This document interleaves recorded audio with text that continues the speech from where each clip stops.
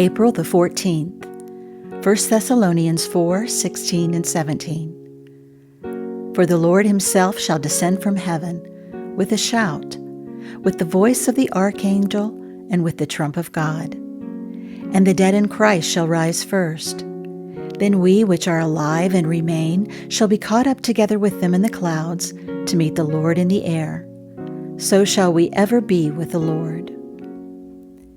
It was very early in the morning, while it was yet dark, that Jesus rose from the dead.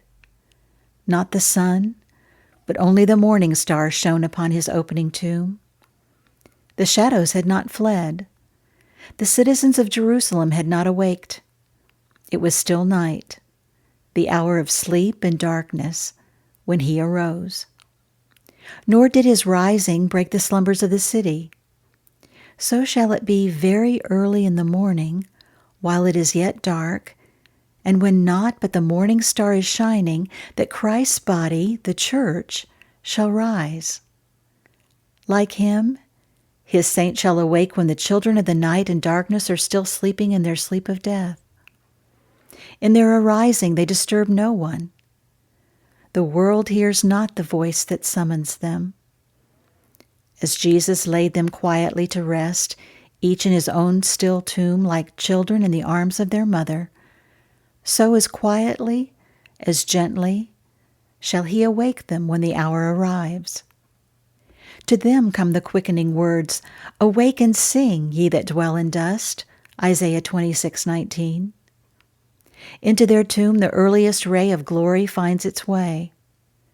They drink in the first gleams of morning, while as yet the eastern clouds give but the faintest signs of the uprising. Its genial fragrance, its soothing stillness, its bracing freshness, its sweet loneliness, its quiet purity, all so solemn and yet so full of hope, these are theirs. Oh, the contrast between these things and the dark night through which they've passed. Oh, the contrast between these things and the grave from which they were sprung.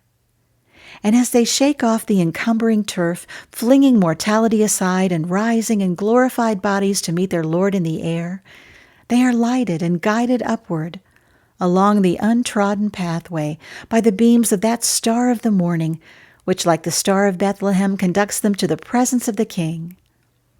Weeping may endure for a night, but joy cometh in the morning. While the hosts cry Hosanna, from heaven descending, with glorified saints and the angels attending, with grace on his brow like a halo of glory, will Jesus receive his own. Even so, come quickly.